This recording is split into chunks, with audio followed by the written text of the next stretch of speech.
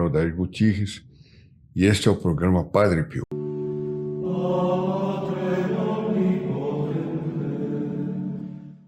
Hoje é um programa especial, nós estamos vivendo em plena Sexta-feira Santa e a minha pergunta indiscreta que eu vou fazer a todos, e é por isso que eu trouxe aqui do meu lado a relíquia do Santo Padre Pio, do sangue das mãos, que saíam das mãos do Santo Padre Pio, dos estigmas. Eu quis fazer essa meditação sobre a paixão do nosso Senhor Jesus Cristo, tendo o Padre Pio aqui do meu lado, para que ele me ajude, para que ele chegue mais pertinho de vocês também, né? Porque é muito importante. Eu vou até colocar aqui o microfone para ficar bem perto aqui da minha voz. Bom, e eu gostaria muito de que o Padre Pio, peço a bênção dele para me ajudar a transmitir para vocês palavras que me comoveram enormemente quando eu as li a respeito da paixão do nosso Senhor Jesus Cristo, que foram escritas em 1947. Daqui a pouquinho eu falo mais sobre isso. Eu vou pedir, antes de mais nada, que todos compartilhem, deem o clique no nosso vídeo e se inscrevam também no nosso canal. Bom, como é que, eu vou fazer a minha pergunta indiscreta que eu estava dizendo, como é que cada um passou essa quaresma, né? Será que nos 40 dias de quaresma nós lembramos desse tempo, do que significa esse tempo, tempo de penitência, de pedido de perdão, tempo de recolhimento, orações, de meditação, principalmente na paixão do nosso Senhor Jesus Cristo? Eu tive a desventura de ver, em toda parte, gente vendendo ovos de Páscoa, né? Ou seja, a quaresma nada mais é do que um tempo, para muitos, nada mais é do que um tempo pós-carnaval, né? E precedente à Páscoa. E eu já vi gente dizendo Feliz Páscoa na Quinta-feira Santa, já vi gente dizendo Feliz Páscoa na quarta-feira. Não vou te ver mais, né? Feliz Páscoa, Feliz Páscoa, Feliz Páscoa. E hoje já deve ter gente de monte dizendo Feliz Páscoa, e comprando ovos de Páscoa, e correndo no supermercado, e comprando ovos de Páscoa. Quantos estão hoje, no dia de hoje, preocupados em frequentar as cerimônias da Santa Igreja Católica a respeito das Sextas-feiras Santas, onde é feita a leitura de toda a paixão do nosso Senhor Jesus Cristo? Quantos estão preocupados em meditar a respeito da paixão do nosso Senhor Jesus Cristo? Com certeza, poucos. Com certeza. E vocês vão ver a explicação disso aqui, nesse texto que eu vou ler de 1947, escrito por um dos maiores líderes católicos, já falecido em 1995, que é o professor Plínio Corrêa de Oliveira. Ele era o diretor do jornal que equivalia ao O São Paulo de hoje, né, que é da Arquidiocese de São Paulo. Ele era o diretor do jornal na época chamado O Legionário. Em 1947, ela escreve essas palavras numa Sexta-feira Santa ou numa Semana Santa. Foi no dia 30 de março de 1947. Seria fácil vasculhar aí pelo Google que dia da semana caiu. E é uma coisa tão linda.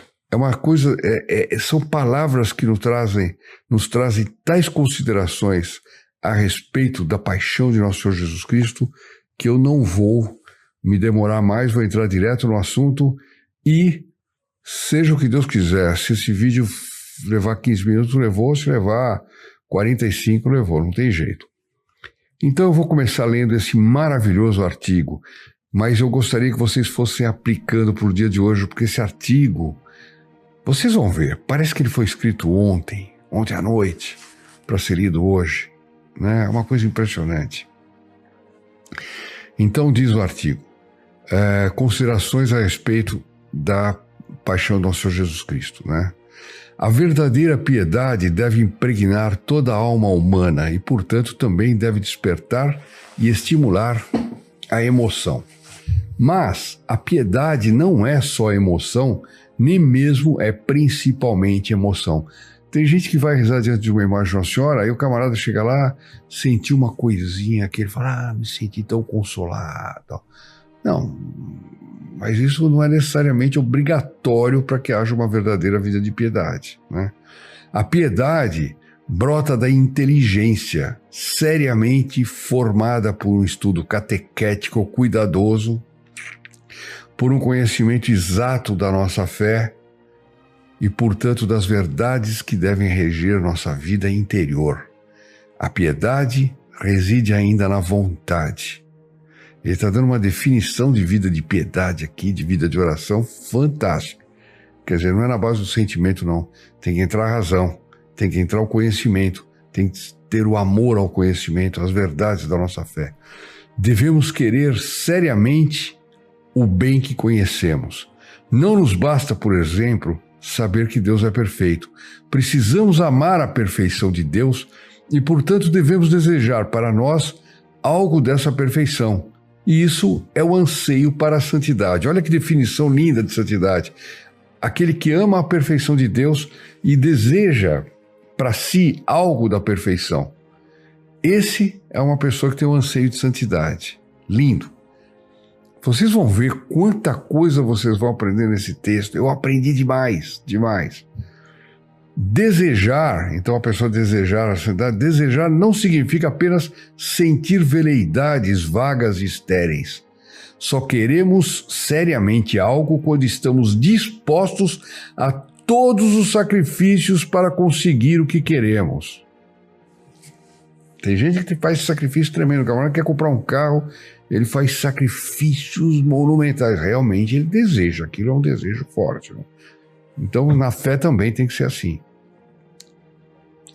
Assim, só queremos seriamente nossa santificação e o amor de Deus quando estamos dispostos a todos os sacrifícios para alcançar esta meta suprema. Ou seja, nós temos que estar dispostos a todos os sacrifícios para alcançar essa meta da santidade.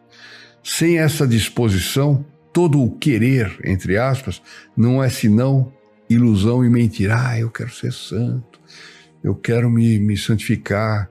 Mas você faz todos os esforços possíveis para se santificar? Sim ou não? Ou você só fica em quimeras? Como eu gostaria de ser santo? Padre Pio me ajuda, etc. Bom, eu achei uma coisa que vocês vão ver, é que eu tenho certeza que o Padre Pio assinaria esse texto aqui.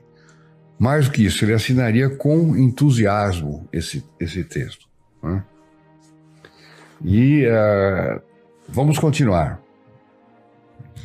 Podemos ter a maior ternura na contemplação das verdades e mistérios da religião. Se daí não tiramos resoluções sérias, eficazes, nada valerá a nossa piedade. É o que o Padre Pio dizia também e é o que ele exigia nas confissões também. Se você não vier aqui disposto a mudar de vida e fazer uma conversão, não vai ter absolvição. Então está dito aqui. É o que se deve dizer especialmente nos dias da paixão de Nosso Senhor. Não nos adianta apenas acompanhar com ternura, não nos adianta apenas o acompanhar com ternura os vários episódios da paixão. Isso seria de si excelente, porém não é suficiente. Então tem pessoas que assistem filmes da paixão, eles vão nas cerimônias da igreja, etc. e tal, com ternura. Só ternura não basta. Devemos dar, continua aqui o texto, devemos dar a Nosso Senhor, nestes dias, provas sinceras de nossa devoção e amor. Alguém viu muita gente fazendo isso na Quaresma? Estas provas nós as damos pelo propósito de emendar nossa vida e de lutar contra todas as forças, e de lutar com todas as forças pela Santa Igreja Católica. Eu vou ler novamente porque acho que ficou confuso. Quer dizer, essa prova que a gente tem que dar para Nosso Senhor de que a gente quer realmente ter devoção a Ele, quer ser santo, né? Nós damos essas provas pelo propósito de emendar nossa vida e de lutar com todas as forças pela Santa Igreja Católica. Aquele que não pensa em lutar com todas as forças em prol da Igreja Católica não é católico. melhor, não é santo, não almeja a santidade. Ele até pode dizer, sou católico. Tudo bem, mas... Agora, olha só que nível de análise que ele vai fazer. Que nível de análise que ele vai fazer entre a igreja, a paixão de nosso Senhor Jesus Cristo e a paixão da igreja. Então ele diz, a igreja é o corpo místico de Cristo. Quando Nosso Senhor interpelou São Paulo no caminho de Damasco, ele lhe perguntou, Saulo, Saulo, por que me persegues? Eu li esse trecho ainda ontem, num livro maravilhoso sobre São Paulo. E foi o que Nosso Senhor falou, por que me persegues? Saulo perseguia a igreja, porque ele nem tinha conhecido Nosso Senhor, né? Nosso Senhor lhe dizia que era a ele mesmo que Saulo perseguia. Quer dizer, quando Deus nos diz, por que você está perseguindo a igreja? Por que você está perseguindo os cristãos? Não, por que me persegues? Porque a igreja é o corpo místico de Cristo, né? Se perseguir a igreja é perseguir a Jesus Cristo, e se hoje também a igreja é perseguida, hoje Cristo é perseguido. A paixão de Cristo se repete de algum modo também em nossos dias. Olha que coisa fantástica, que coisa fantástica, que consideração, meu Deus do céu. Como se persegue a igreja? Pergunta que ele faz. Atentando contra os seus direitos ou trabalhando para dela afastar as almas. Olha só, não é perseguição de colocar na cadeia o camarada, de sei lá o quê, perseguir, atormentar, bater, não. É sempre que você tira da igreja o direito dela, os direitos que concernem a ela, né? Então, quando o governo aprova o aborto, ele está fazendo uma perseguição à igreja, né? Porque está tirando da igreja um direito que é a ela, né? Que é o direito sobre a vida, que é o direito de Deus, né? Então, quando alguém faz mal para o outro, leva para um mau caminho, etc., ele está perseguindo a igreja, porque ele está roubando uma alma que foi chamada para fazer parte do corpo místico de Cristo. Todo ato pelo qual se afasta da igreja uma alma é um ato de perseguição a Cristo. Toda alma é, na igreja, um membro vivo. Arrancar uma alma à igreja é arrancar um membro do corpo místico de Cristo. Arrancar uma alma à igreja é fazer a Nosso Senhor, em certo sentido, o mesmo que a nós nos fariam aqueles que nos arrancassem os olhos. Olha que imagem impressionante, quem arranca uma alma de Nosso Senhor, porque Nosso Senhor Jesus Cristo morreu por cada um de nós. Se houvesse só uma alma, ele padeceria tudo aquilo que ele padeceu na paixão. Ora, quando eu roubo uma alma dele, eu estou roubando uma alma que foi redimida por ele, não é brincadeira, né? Bom, onde é que eu parei, meu Deus do céu? Se queremos, pois, condoer-nos com a paixão de nosso Senhor Jesus Cristo, meditemos sobre o que ele sofreu na mão dos judeus, mas não nos esqueçamos de tudo quanto ainda hoje se faz para ferir o divino coração. 1947, minha gente. Parece ontem, né? Parece que eu estou dando horário ao invés de data. E isso tanto mais quanto Nosso Senhor, durante a paixão, previu tudo quanto se passaria depois. Previu, pois, todos os pecados de todos os tempos e também os pecados de nossos dias. Ele previu os nossos pecados e por eles sofreu antecipadamente. Estivemos presentes no horto como os algozes e como algozes seguimos passo a passo a paixão até o alto do Gólgota. Quer dizer, pelos nossos pecados, nós estamos do lado de lá. Nós não estávamos com o nosso Senhor Jesus Cristo. Arrependamo-nos, pois, e choremos. A igreja sofredora, perseguida, vilipendiada, aí está a nossos olhos indiferentes ou cruéis.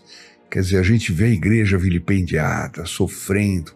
A gente pode ser indiferente ou ser cruel. Participar desse vilipêndio, participar dessa perseguição, por ação ou por omissão. Por ação ou por omissão. Ela está diante de nós como Cristo diante de Verônica, do véu da Verônica, né? Cristo. Então a Verônica vem e apresenta para ele aquele véu para que ele possa se enxugar e aliviar o rosto dele empapado de sangue pela coroa de espinhos e as outras flagelações, né? Condoamo-nos com os padecimentos dela, da igreja. Quer dizer, a igreja está diante de nós como diante da Verônica. Então, o que nós fazemos? Enxugamos o sangue da igreja ou a gente entra para a turma lá que vai acompanhando a paixão? Com o nosso carinho, consolemos a igreja de tudo quanto ela sofre. Podemos estar certos de que, com isso, estaremos dando ao próprio Cristo uma consolação idêntica à que lhe deu a Verônica. Olha que linda meditação para o dia de hoje, senhores e senhoras. Comecemos pela fé. Ele agora vai falar da incredulidade das pessoas, como isso também. Certas verdades referentes a Deus e a nosso destino eterno, podemos conhecê-las pela simples razão. Outras, conhecemos-las porque Deus nos ensinou. Ninguém pode praticar um ato de fé sem o auxílio sobrenatural da graça de Deus. Atenção, hein? Olha que interessante. Outra definição. Essa graça, Deus a dá a todas as criaturas em abundância torrencial. E em abundância torrencial, essas graças, ele as dá aos membros da Igreja Católica. Quer dizer, ele não dá para todas as criaturas de forma igual, não. De forma torrencial, ele dá para os católicos. Essa graça é a condição da salvação deles. Nenhum chegará à eterna bem-aventurança se rejeitar a fé. Está dito tudo. Pela fé, o Espírito Santo habita em nossos corações. Rejeitar a fé é rejeitar o Espírito Santo. É expulsar de sua alma a Jesus Cristo. Senhores, aquilo que os santos dizem, fora da igreja não há salvação, aqui está explicado dessa forma. Porque você rejeita a fé, você rejeita o Espírito Santo, você rejeita o nosso Senhor Jesus Cristo. Não pode haver salvação para quem rejeita o nosso Senhor Jesus Cristo. Vejamos agora em torno de nós quantos católicos rejeitam a fé. 1947. Vamos fazer a transposição. Vejamos em torno de nós quantos católicos rejeitam a fé. Foram batizados, mas no curso do tempo perderam a fé. Perderam-na por culpa própria, porque ninguém perde a fé sem culpa e culpa mortal. Olha só. Indiferentes ou hostis, pensam, sentem e vivem como pagãos. Pessoas que foram batizadas, receberam o sacramento do batismo, no entanto, levam a vida como pagãos. Isso era em 1947. Deve ter melhorado, né, hoje em dia. São nossos parentes, nossos próximos, quiçá nossos amigos. Sua desgraça é imensa.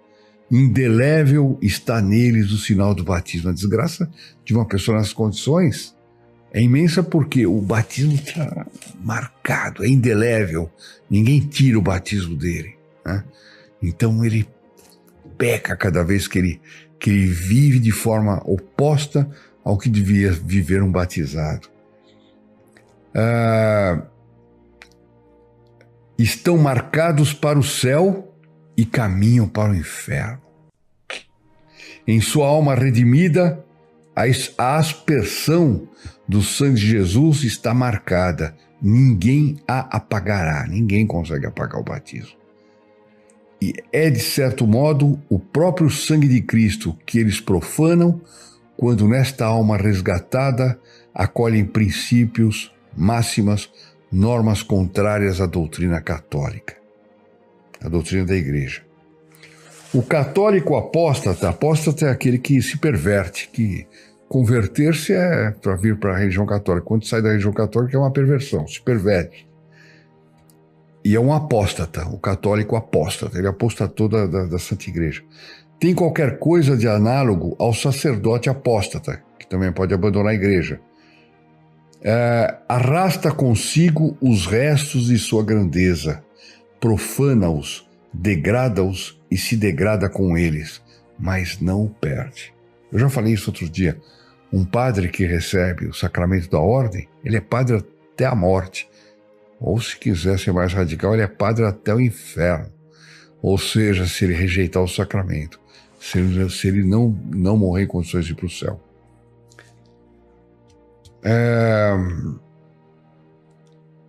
O católico... Bom, e nós? Aqui ele agora faz uma pergunta de meditação. E nós? Eu repito aqui para nós. Vamos pensar nisso? Importamos-nos com isso?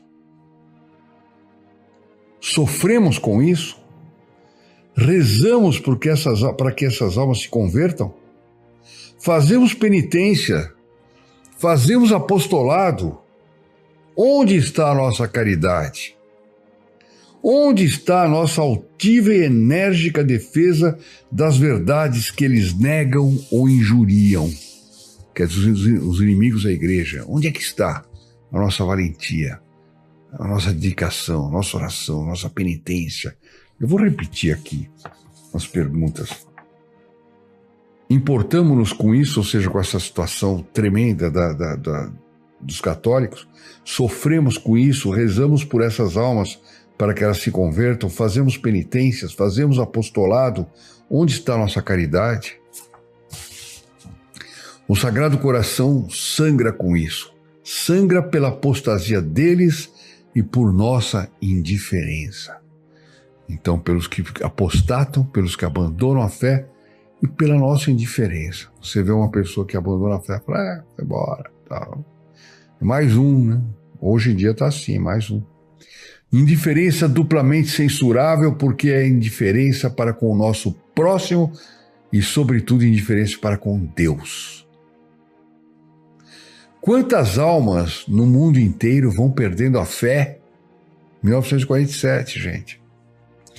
Pensemos no incalculável número de jornais ímpios, rádios, emissões ímpias, que diariamente se enche,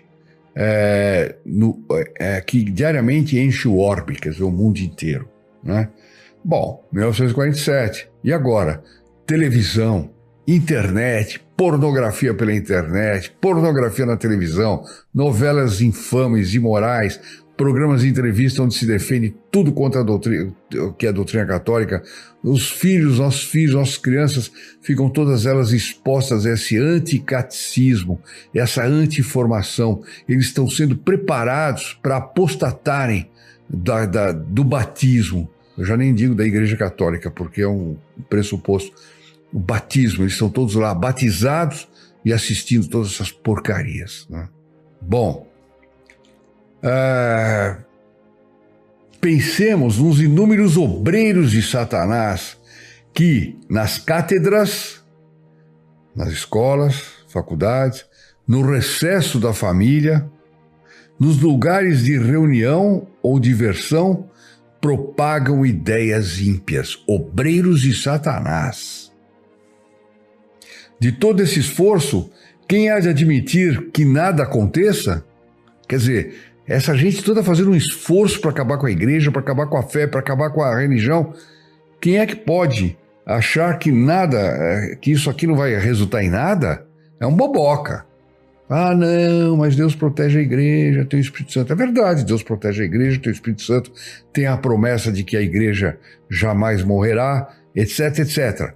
Mas achar que toda essa conjuração, toda essa montagem seja uma coisa que não vai produzir efeito, nós estamos vendo agora, né? Esse artigo foi escrito em 1947. Olha como é que está. É uma barbaridade, né? De todo esse esforço, os efeitos de tudo isso estão diante de nós.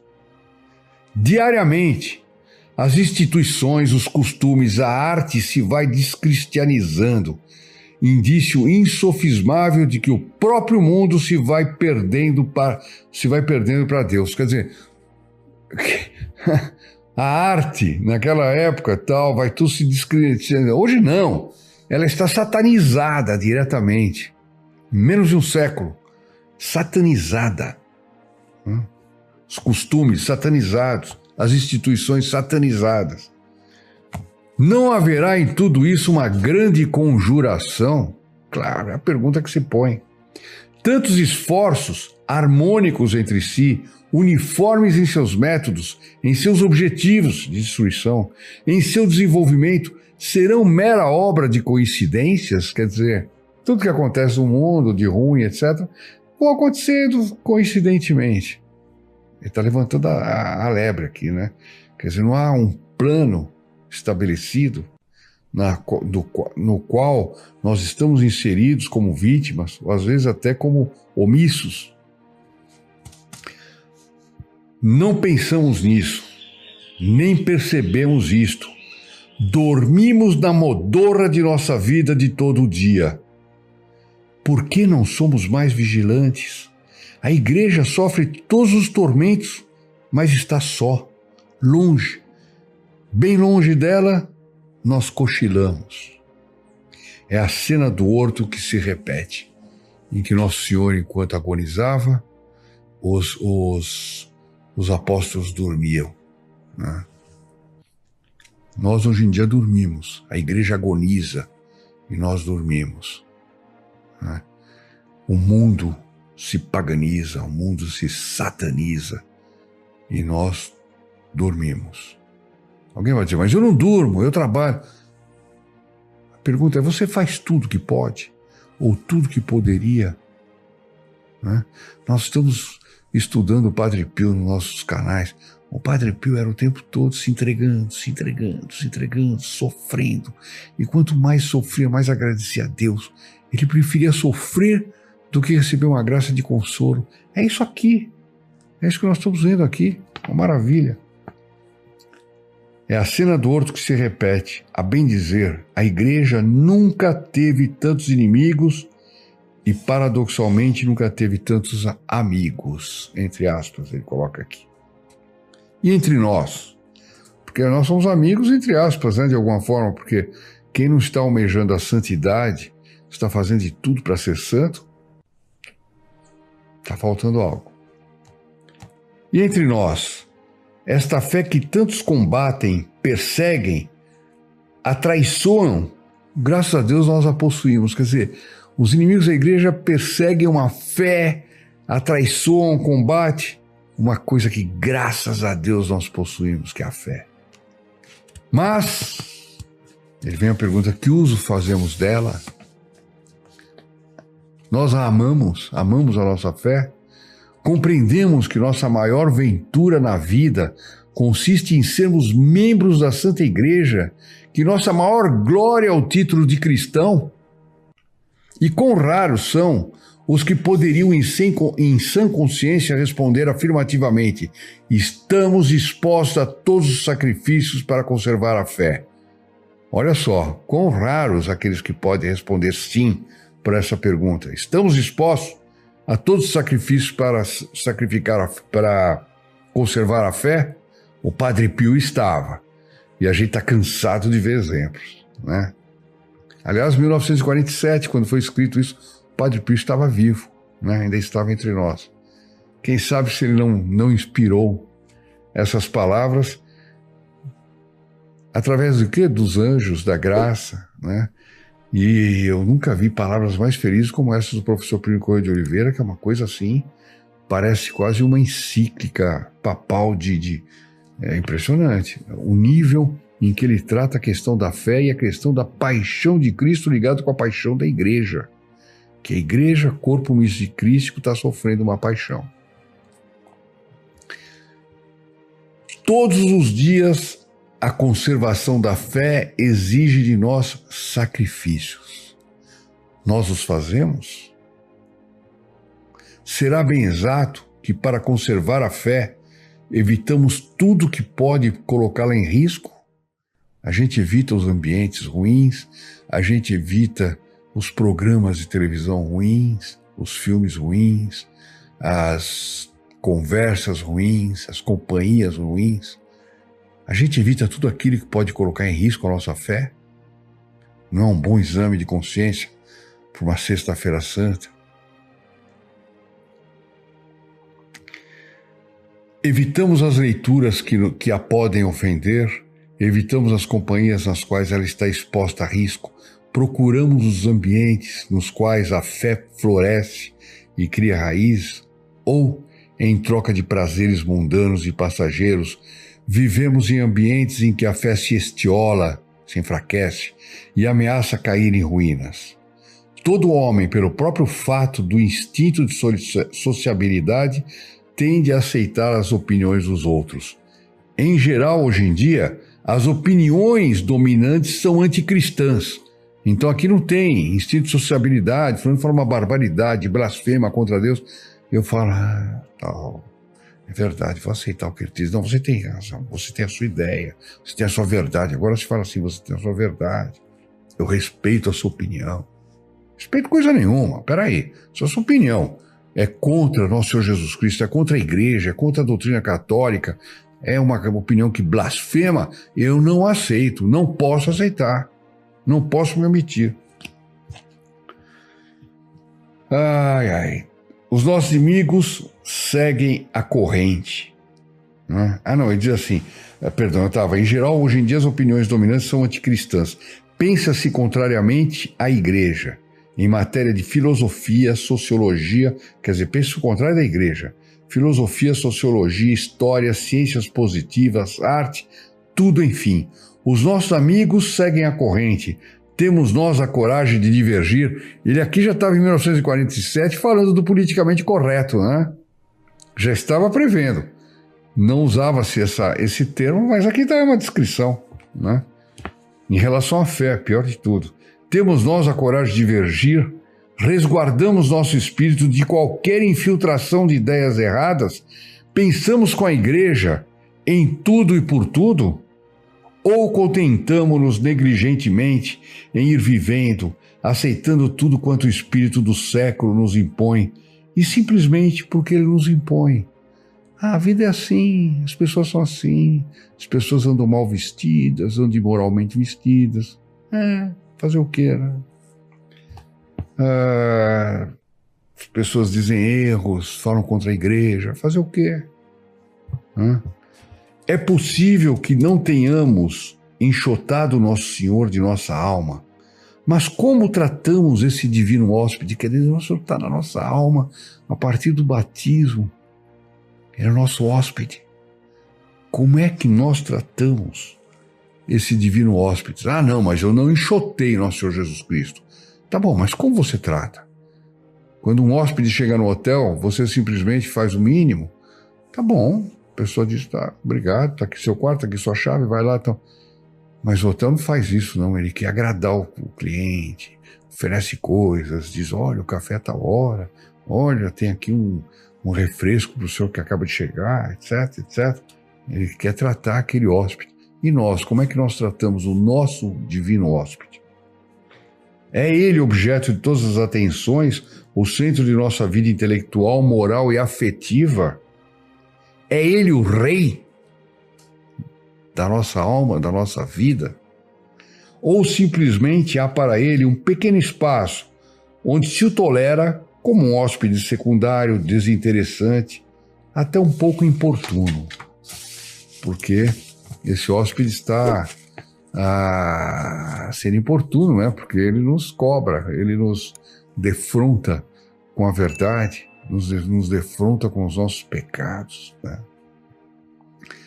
Quando o divino mestre gemeu, chorou, suou sangue durante a paixão, não o atormentavam apenas as dores físicas, nem sequer os sofrimentos ocasionados pelo ódio dos que no momento o perseguiam.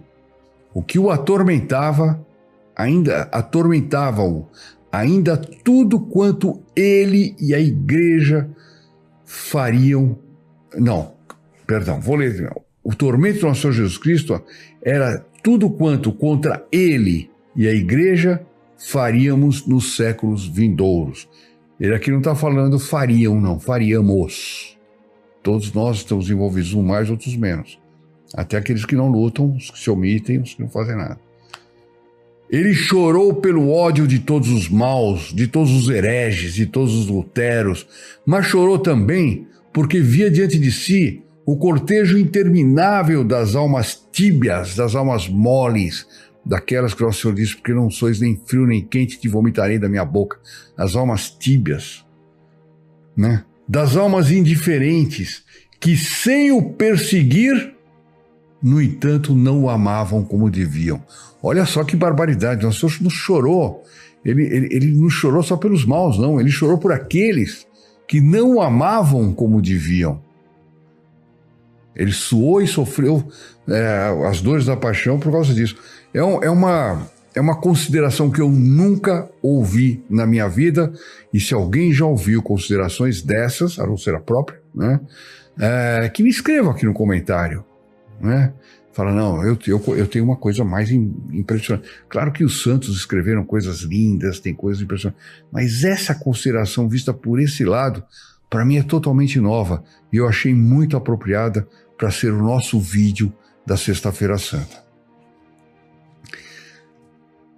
Eis a grande pergunta a que, com a graça de Deus, devemos dar respostas nos dias de recolhimento, de piedade e de expiação em que devemos viver hoje. Então essa é a pergunta. Quer dizer, Jesus chorou só pelos maus ou ele está chorando também por mim, pelos meus pecados, pela minha tibieza? Né? A Santa Igreja está sendo perseguida. Por que ela é perseguida? Porque tem um padre que é ruim, tem um bispo que é ruim? Não. Ela está sendo perseguida por uma conjuração no mundo inteiro em que rouba almas da igreja, rouba almas do nosso Senhor Jesus Cristo, almas que foram resgatadas por Ele, almas que têm a marca do batismo e que são roubadas dele para servirem a Satanás. Os senhores acham que e aqui termina o artigo, os senhores acham que o Padre Pio diria coisas diferentes? Que o Padre Pio faria algum reparo a esse texto? Eu acho que não. Ele poderia acrescentar, mas reparar, não. Vocês não acham que ele é super atual? Vocês acreditam que ele foi escrito em 1947?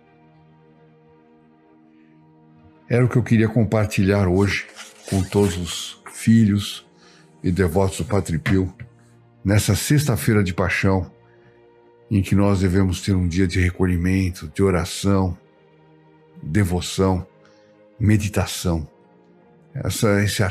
Que esse artigo nos sirva de considerações e meditações, e que nós tomemos uma resolução de fazer algo pela igreja, de desejar a santidade, custe ela o que custar, de trazer para a igreja de volta aqueles que eles roubaram da igreja e que têm em si a marca do batismo. Que o Padre Pio, o Santo Padre Pio, nos ajude a isso. Ele que era o exemplo de tudo que nós vemos, e que ele nos abençoe. Até amanhã. Ave Maria, cheia de graça, o Senhor é convosco. Bendita sois vós entre as mulheres, e bendito é o fruto do vosso ventre, Jesus. Santa Maria, Mãe de Deus, rogai por nós, pecadores, agora e na hora da nossa morte. Amém. In nome del Padre, del Figlio e del Spirito Santo, così sia. Sia lodato Gesù e Maria, e buona giornata.